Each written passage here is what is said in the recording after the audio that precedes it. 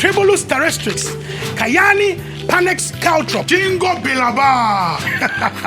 Sawa di no ya mabobo so nyina. Eno ne ye set Kinaata 230 herbal. We are bema na no mo a. Mama hode sunkuma wo gira wo na so timi badwuma. E ma energy, stamina and vitality. Emfa ho ne adwuma wo ye. Eno ane se obenum bi.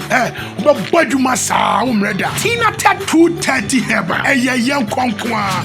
Power to the people. Me try 230. So I what feeling?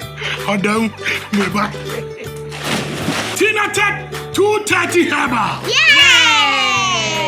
Kinaata 230 herbal is a full supplement for rejuvenation and vitality. And no sa ebra ofa sa edrowi. Oba wafa yefunu. Ne oma ne banofo. Ene akola ondi emfie duotre.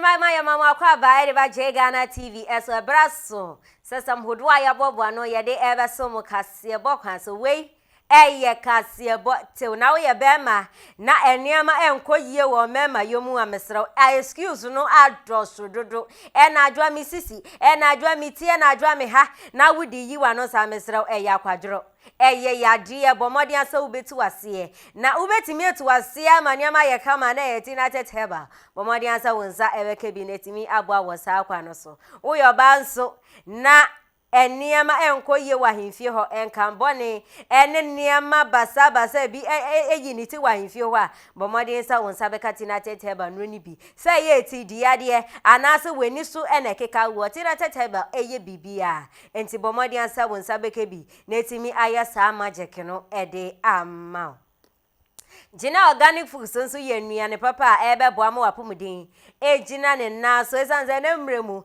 enye aduane bia ne edi se wanhwe wedidie mu ye a ne wakofa ya de boni bi ede abeto ho so enu ti bomoden sa wo bedi aduane ye organic oboa den sa no a edro bia eni ho netimi aboa ama wenyi ache na obetimi aye wei ama ayeyi a genel organic foods bomadi asa obe pebi ama woni webusua edie afenso glitter and glow skin care so ebe bo ama honamani ayefe atija emfa honsa wo yoba emfa honsa wo ye memma emema na na mihia mo kese momodin sa onsa beka glitter and glow skin care na sa wo beka omo akache na omwetimi aboa ama honamani etimi aye soche ewo sa kwano so ebuso edi ameje so eyeda chihima ajoa nati afeyenhye kasebo no ase onyumtuni Wendy Shay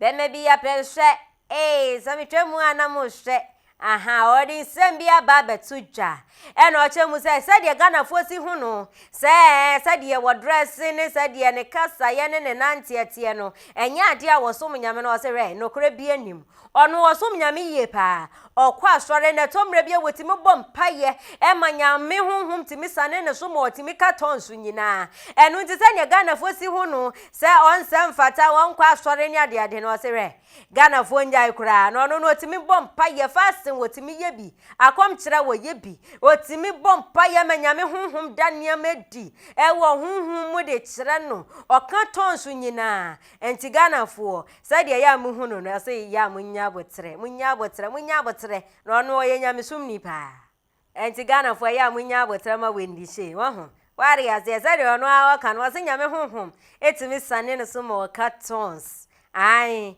nyame honhom dania medi de kire no wasindifo kra ebuzi ha na brama kan ma ye de kase bo no ebesi na azie kase enkoma me cameraman na me producer Papa B.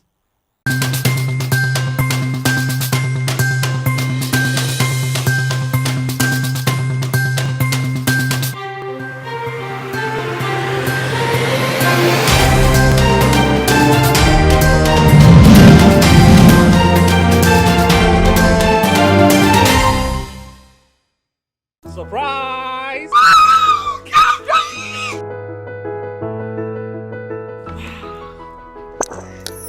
Congratulations, madam. I'm looking forward for a good business deal. It's my pleasure. and let you besi. Ain't you wanting a miku epia on me?